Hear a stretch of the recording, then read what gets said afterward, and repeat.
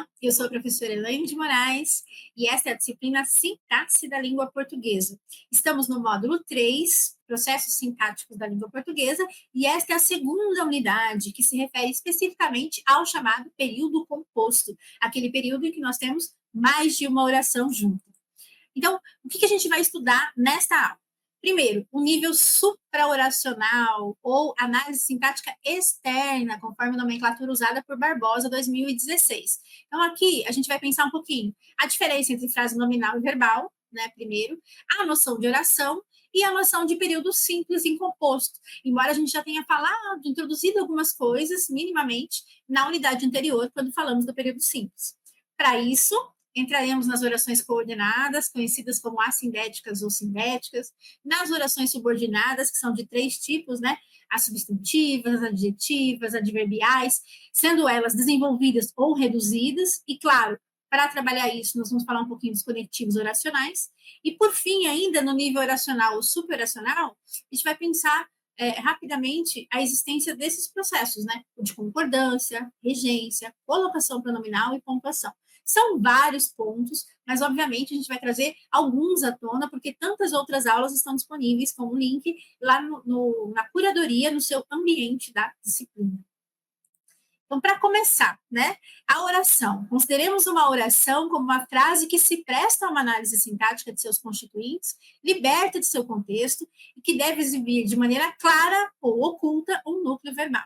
Essa é uma definição da professora Inês Saltchuk, de 2010, tirada da página 35. Em outros módulos já falei dessa autora um pouco, já falei um pouco dessa obra, e é importante perceber que basicamente, aqui nós temos a relação direta com o núcleo verbal. É o que vai configurar a existência de uma oração.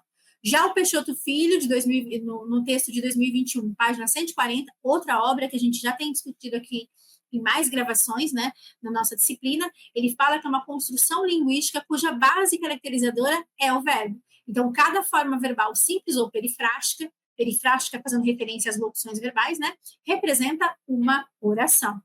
Bom, como exemplo, eu trouxe esse texto de Duarte et al., né, um artigo que, inclusive, eu fiz parte, né, da construção com a Amanda Duarte e outras autoras, em que nós temos o seguinte enunciado. Minha professora de redação quer que a gente escreva certo, mas ela escreve assim, e aí tem, pessoal, acabou a pilha do microfone, vou pedir para trocar, o Kleber já está vindo trocar.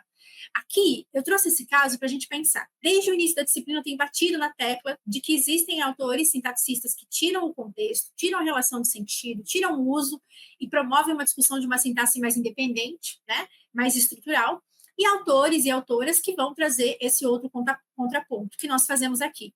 Esse é um artigo que vai falar especificamente de um período muito triste da nossa história, que é o período pandêmico, né? E vai falar um pouco de um dos desafios, porque o período pandêmico ele traz para nós uma possibilidade infinita de discussões. Um desses desafios foi a continuação da educação, né? O chamado, muitas vezes, de ensino remoto.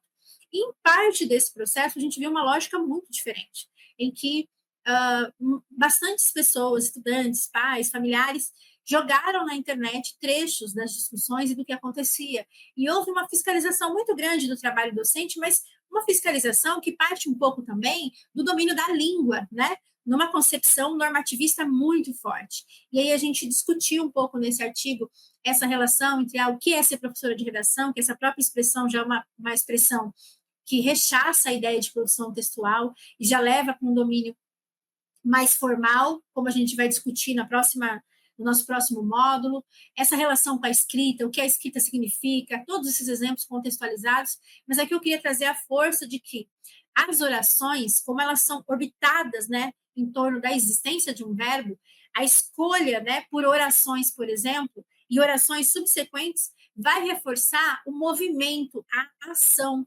produzindo sentidos de continuação, aqui no caso de uma aula remota, em que há uma interrupção, em que ela tem um problema técnico, mas continua falando e continua trazendo uma série de verbos para dizer, olha, as coisas estão acontecendo. Nesse formato, observe que a pausa, o silêncio é muito dramático, né? É muito difícil de se lidar, sobretudo numa sociedade conectada. No artigo, a gente discute uma série de elementos contextuais e discursivos relacionados a esse evento, faz um outro tipo de crítica, mas aqui eu trouxe os exemplos para a gente pensar um pouquinho nessa necessidade, nessa força das orações, né, orbitadas por esse núcleo verbal, essa força para romper com o silêncio e manter essa ideia de continuidade, e aqui especificamente uma continuidade que é do processo pedagógico. Recomendo que faça a leitura e observe outras, né, ocorrências nesse sentido. Bom, o período, nós já falamos um pouquinho, né, na unidade anterior, ele é uma frase, mas é uma frase constituída por uma ou mais orações. Então, para a simplicidade de localização de um texto escrito, todo período é delimitado graficamente por uma palavra iniciada com letra maiúscula e um sinal de pontuação final, como ponto final, interrogação, exclamação e reticências. Essa é a citação de Saltchuk, 2010, página 35, e anterior do Peixoto Filho, 2021, página 140. Quero chamar a atenção para uma coisa. Primeiro, daqui a pouco a gente vai falar de frase, eu deixei frase por último, né? Por quê? Porque existem frases que não são verbais, que não constituem período, porque elas são nominais. Bom, segundo, é muito legal a professora Saltchuk ressaltar graficamente a delimitação de um período, mas ela não funciona para tudo, né? Eu quero chamar a atenção que isso aqui a gente está falando de uma linguagem verbal e de um tipo de linguagem verbal. Afinal de contas, aqui, não necessariamente a gente tem um encerramento por pontuação, por exemplo, no caso anterior. O exemplo 2, ele vai nos permitir pensar um pouquinho sobre essa diferença, né, entre o que é frase e o que é oração. Por quê? É um poema belíssimo de Cecília Meirelles, Pescaria. Eu vou trazer só alguns pontos aqui, mas eu recomendo fortemente que você faça leituras de comentadores, de análises que já existem disponíveis, né, sobre esse trabalho. Dentre os trabalhos que você pode movimentar e que você pode pesquisar, está um TCC, acho que é da PUC de São Paulo, de Mila Silva Costa, que vai falar um pouquinho, né, uma análise detalhada sobre a questão das rimas e outros elementos. O exemplo 2, pescaria, ele começa, a gente acabou de ver que o período simples, por exemplo, ele pode ter uma ou mais orações. Mas veja como começa esse exemplo. Cesto de peixes no chão, cheio de peixes no mar, cheiro de peixe pelo ar e peixes no chão. Chora espuma pela areia na maré cheia. As mãos do mar vêm e vão, as mãos do mar pela areia onde os peixes estão. As mãos do mar vêm e vão, em vão, não chegarão aos peixes do chão. Por isso chora na areia a espuma da maré cheia.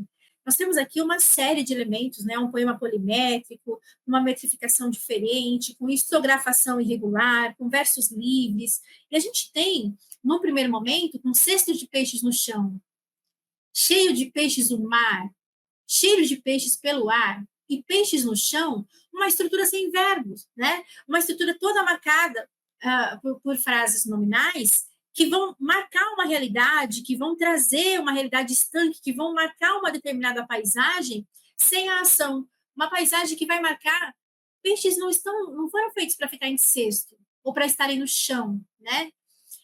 A inversão, cheio de peixes no mar, esse cheiro pelo ar e os peixes que deveriam estar no mar estão no chão.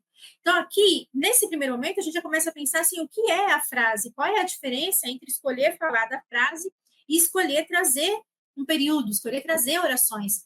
E vamos além. Chora a espuma pela areia, com a inversão do sujeito do predicado, né? As mãos do mar vêm e vão. A gente tem uma personificação dessas mãos, falando da onda, desse mar que vai e volta. E ainda assim, as mãos do mar pela areia, onde os peixes estão, assim, esse mar não consegue trazer de volta, não consegue resgatar, a gente não consegue evitar a perda, a morte. Tanto é que, por isso, chora na areia, quem é que chora? A espuma da maré cheia. Então, há uma série de elementos que a gente poderia movimentar aqui, recuperar aqui, mas que são elementos que nos ajudam a pensar como a noção de período, a noção de oração e de frase, elas são fundamentais também para a gente adentrar o universo de produção de sentidos interpretativo, desse funcionamento sintático, né, de um poema tão belo e tão necessário, que, embora fale de pescaria no seu título, né, vai representar uma relação na natureza que é diferenciada, que não necessariamente insere na beleza dos versos a presença ou a mão do ser humano, embora a gente saiba que o ser humano tem muita ligação com muitas das coisas que acontecem, né, com os nossos peixes, com os nossos animais. Então, há uma discussão bem forte aqui que poderia ser feita nessa direção. Bom, então, eu já adiantei o que seria a frase, né? Segundo Peixoto Filho, na página 139, é um enunciado que faz sentido para o interpretante. Então, essa relação com o sentido, que é uma relação que eu venho trazendo à tona em várias gravações aqui, nas outras unidades, nos outros módulos, e o conceito de frase, portanto, ele é de cunho semântico e não sintático, já que ele tem essa dependência com o caráter do sentido. A Saltchuk vai chamar atenção para o fato de que as frases têm um comportamento comunicativo mais amplo, né? E independente da existência ou não de um núcleo verbal. Por isso que a frase é capaz, diferentemente da oração, de existir mais em função ou tão somente desses elementos que são da situação, que são pragmáticos, que são extralinguísticos. No exemplo anterior, eu já falei de frase, já trouxe exemplos de frase, né, de um elemento que funciona em torno do nominal. E agora, para a gente pensar um pouquinho como esses organismos eles são distintos e eles dependem, quando a gente pensa da dependência com a situação extralinguística, a gente, de fato, pode estar pensando também nas próprias orações que contêm verbo, né? No exemplo 3, eu tenho uma situação como essa: comprar, comprar, comprar, comprar, né? Como um dizer, um enunciado que é proferido em diversas instâncias, instâncias que, do ponto de vista imagético, estão representadas como zumbis, né?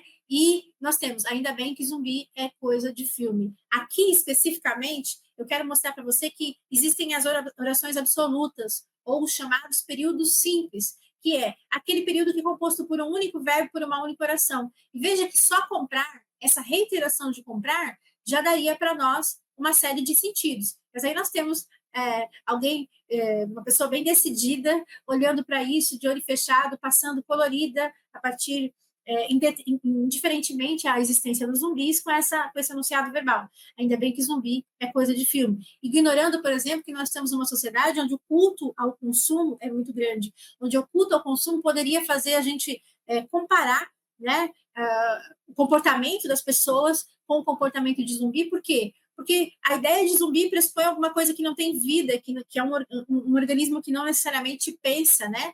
Mas que segue em efeito manada pela vida. E é o que tem acontecido, né, nesse nosso tempo em que há tanto estímulo ao consumo, onde as pessoas compram indiscriminadamente, sobretudo nos finais de ano ou nas datas festivas, culturalmente, sem pensar um pouquinho nas consequências disso, nas questões sociais, né, na sobrevivência, o que tem representado, inclusive, muito endividamento, né, da nossa população. Bom, pensando então na análise sintática externa, seja do período simples, né, seja do período composto, aqui especificamente a gente vai falar do período composto, e aí existem estas orações, né, que eu já introduzi para vocês no início da nossa aula. Então, as orações coordenadas, aqui ela traz os tipos, né, aditiva, adversativa, alternativa, conclusiva e explicativa, são as de tipo sindético, quer dizer, aquelas que são introduzidas por conectivo. A gente sabe que também existem as assindéticas, sem conectivo, as subordinadas substantivas e seus subtipos, as adjetivas e as adverbiais. Aqui nenhuma diferença, né? Eu trouxe o que Barbosa 2016 contempla na página 47, não tem necessariamente diferença em relação à classificação tradicional. Quando a gente fala das coordenadas especificamente, temos que nos lembrar que as assindéticas, as que não têm conectivo, elas normalmente aparecem justapostas, então, juntas e separadas só por vírgula, por exemplo, ou por uma pausa na fala. E quando as orações elas são introduzidas pelas conjunções coordenativas, aí sim elas são chamadas sindéticas.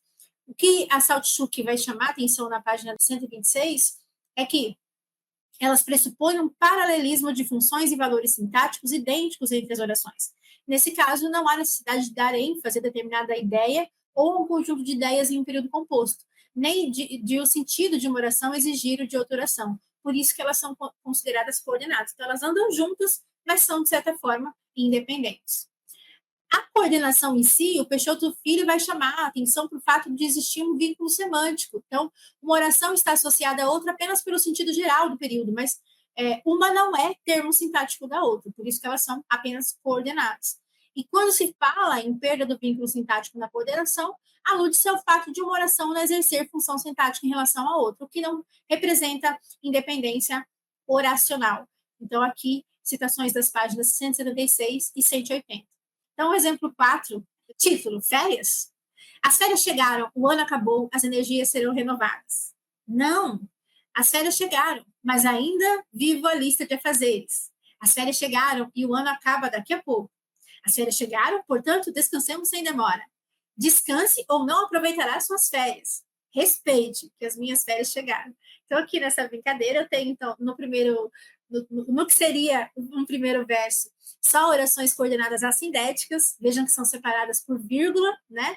E elas não têm conectivo que as interligue. No segundo verso, a gente já tem uma adversativa composta, iniciada pelo mas, em que a segunda oração ela se contrapõe a algo afirmado, né, na primeira, lembrando sempre que, do ponto de vista dos sentidos, a oração que é iniciada pelo mas, porém, contudo, todavia, no entanto, entretanto, ela tem a argumentação mais forte, né, maior força argumentativa.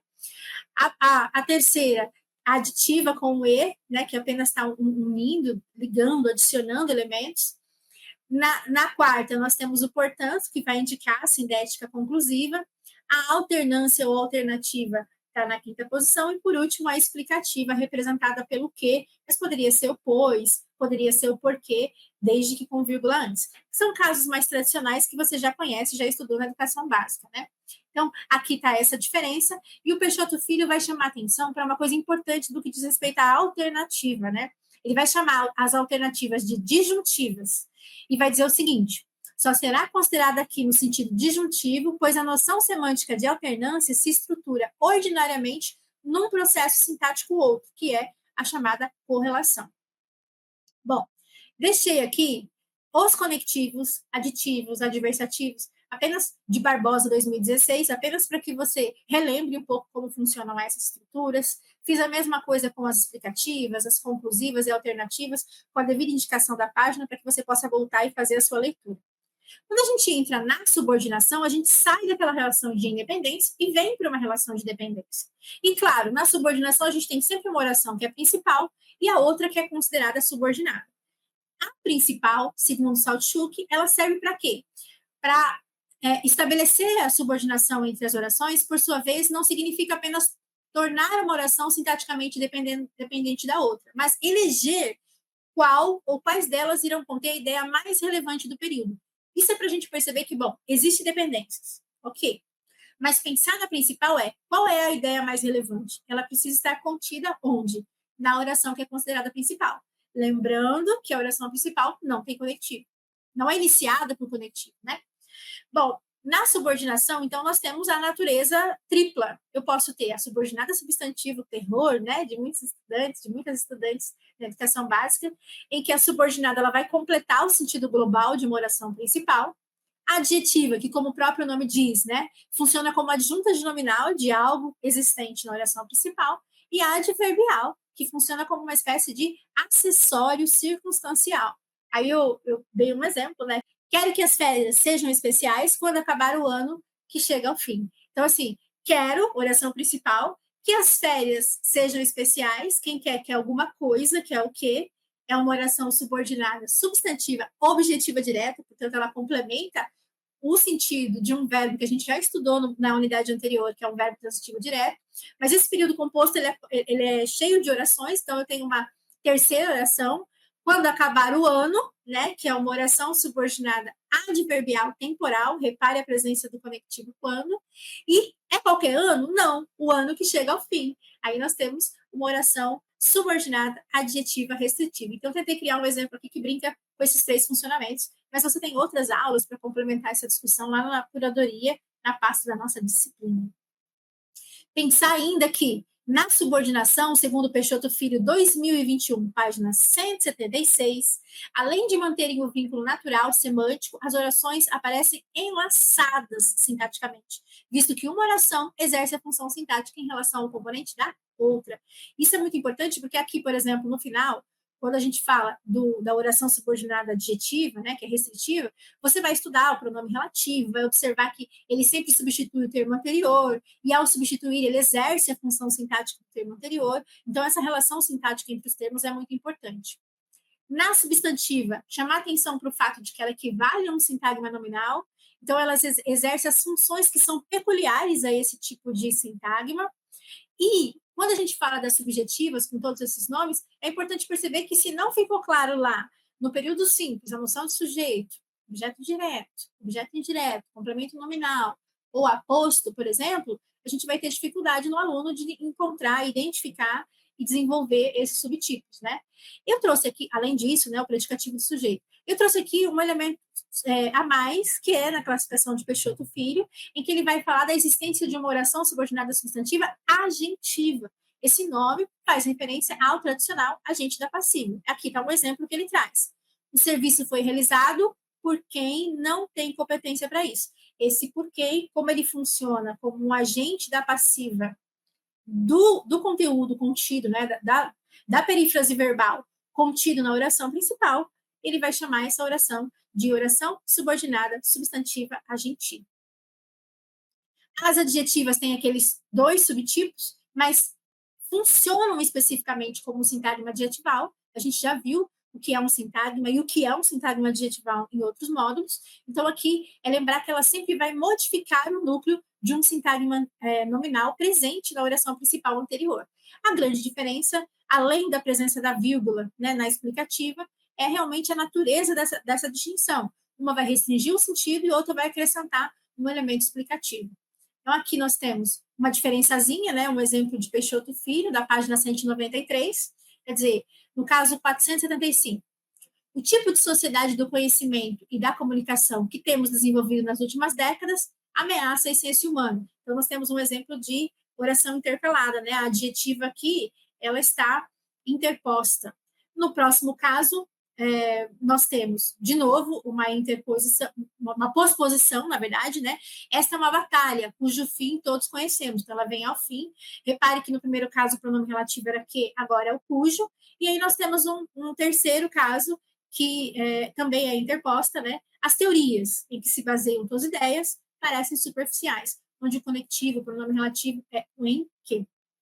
Aqui nós temos outros casos, mas agora, focalizando a explicativa, basta perceber que também, além da relação de explicação, dessa diferença, nós temos a presença da pontuação. Bom, eu deixei uma definição específica aqui de Saltchuk para essa diferença, porque na restritiva ela tem uma característica própria, restrita ao elemento qualificado, e na explicativa ela é usada para acusar uma característica que é casual, que é imprevista, ainda que totalizadora. E a força dessas explicações que estão na página 132 é justamente assim, não basta olhar a vírgula. Vamos pensar do ponto de vista da intenção do falante. Por que ele escolhe trazer alguma coisa que é restrita ao elemento qualificado, trazendo uma característica que é própria? Qual a diferença entre fazer isso e colocar uma informação como casual? Isso é importante se está num texto de denúncia, se está num texto político, se está num texto jornalístico. Como isso se dá no todo, na relação com o todo? Esse é o convite que eu te faço para a gente pensar um pouquinho nessa relação. Então, é engraçado que o Peixoto Filho vai chamar atenção para o fato de que a distinção entre as orações subordinadas, né, adjetivas, entre restritivas e explicativas, talvez estejam mais no terreno da episteme do que na estrutura sintática, já que tem essa relação tão forte, né, com o sentido. E, claro, quais são os pronomes, né, os conectivos, eu já falei quais são eles, são chamados pronomes relativos. Lá em morfologia, você viu que ele é um conectivo misto, porque ele serve como conectivo oracional, mas ele também serve como substitutivo do nome, ele também é pronome, né? Ele é as duas classes gramaticais ao mesmo tempo.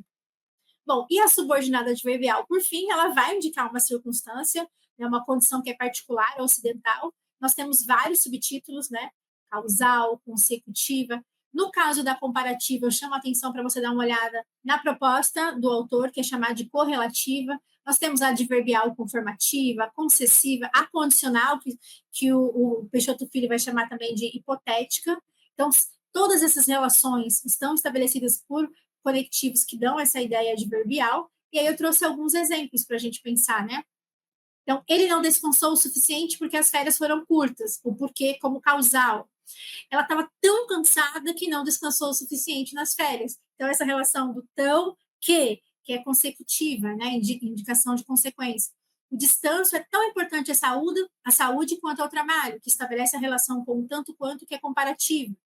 Conforme orienta a medicina, descansar é importante. Esse conforme, essa oração subordinada adverbial conformativa, que vem no começo, né, do período. Ainda que as férias sejam curtas, aproveitarei cada segundo, que é a concessiva. Eu viajo, desde que o descanso seja garantido, que é a condicional. De novo, eu brincando aqui com alguns enunciados, que são da natureza da relação com as férias, né? E ainda do ponto de vista das adverbiais, nós temos a final, que indica a finalidade, a temporal, clássica, e a proporcional. Mas o Peixoto Filho vai acrescentar a ideia de adverbial modal, que diz respeito àquela relação que existe no período simples com os chamados advérbios de modo. Então, os exemplos: tire suas férias para que as energias se renovem, né, da final.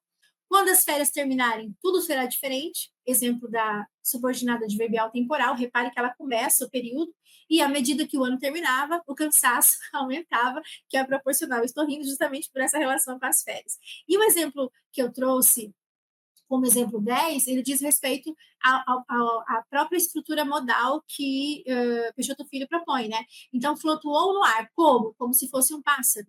Ele nos trata como se fôssemos crianças.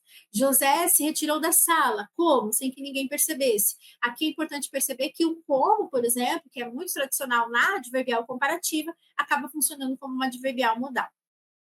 Aí eu deixei uma lista com todos os conectivos possíveis ou os mais usados, né, de cada uma dessas orações, a partir do que propõe Barbosa 2016. Você pode voltar nessa lista.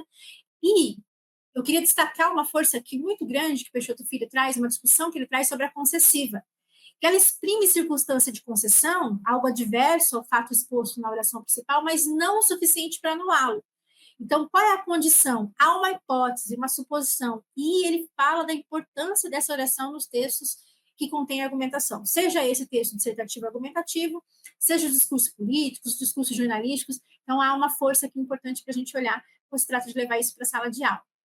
E as reduzidas, todas as orações que eu trouxe até agora, elas podem se dar do modo desenvolvido, ou elas podem acontecer do modo reduzido, né? Nós temos em português, a gente estuda as orações reduzidas de gerúndio, infinitivo e particípio, e aqui a Saltchuk vai chamar atenção para o fato de que, se ela é reduzida, ela dispensa o conectivo, né? E se emprega o verbo normalmente em uma das chamadas formas nominais, então no gerúndio ou no particípio. Então, um exemplo: por estar molhado o chão, João acredita que choveu durante a madrugada. Repare que nós temos um infinitivo aqui marcado. Então, as de gerúndio e as de particípio geralmente funcionam como substantivas ou adverbiais. Então, aqui nós temos outros exemplos que você pode voltar para observar: realizar com infinitivo, exagerando, gerúndio, terminada, que é o particípio, tresvariando, gerúndio, e o gerúndio de novo em havendo. E para a gente dar um passo a mais nessa macrosintaxe, nós temos a sintaxe relacional, que vai falar um pouquinho da concordância, vai falar um pouquinho da regência, como esse processo que é semântico-gramatical, e da própria colocação dos pronomes oblíquos átonos, que a gente já conversou um pouquinho sobre a colocação pronominal, sobre como isso tem sido discutido na relação entre uma prática normativista, do que seria o falar bem, o escrever bem, e na relação do que realmente acontece, né, no português brasileiro.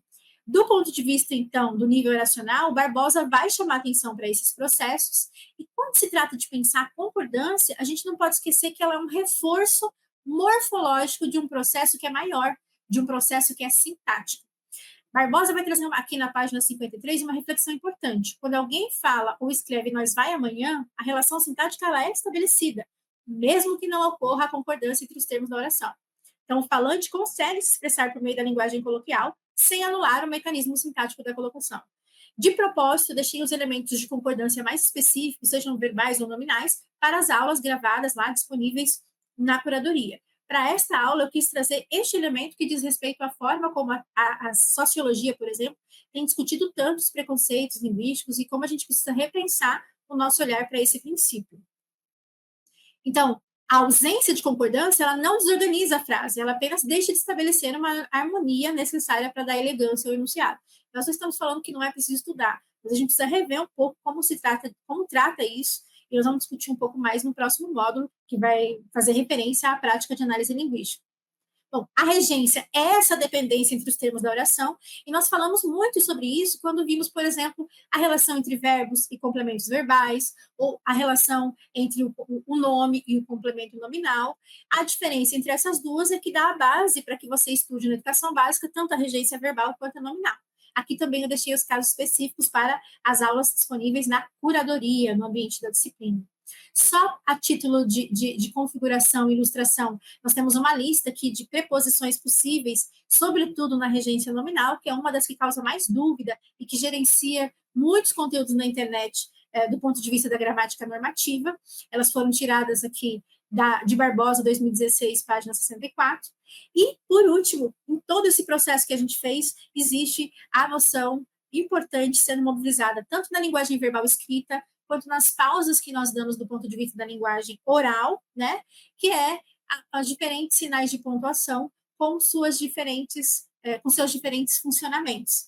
E aqui eu deixo a título de curiosidade, justamente porque há discentes que vão olhar primeiro os slides, depois as aulas, porque a gente vai aprofundar isso em aulas gravadas lá na curadoria. Então, ponto final, vírgula, ponto e vírgula, e os dois pontos, a interrogação, a exclamação, a reticências, que é tão forte, né, em textos chárgicos, em textos verbovisuais, ou mesmo quando se trata de tirinhas, de memes, o travessão e assim por diante.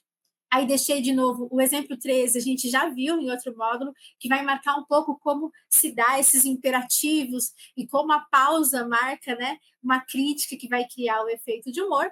E, finalmente, chegando às nossas considerações finais, nesta aula, estudamos o período composto na língua portuguesa. No próximo módulo, abordaremos as implicações para a educação linguística escolar e o faremos problematizando os limites da sintaxe tradicional adotada na educação básica e discutindo como se dá o uso da sintaxe na prática de análise linguística. Essas foram as referências que eu mobilizei nesta aula. Vejo você no próximo módulo.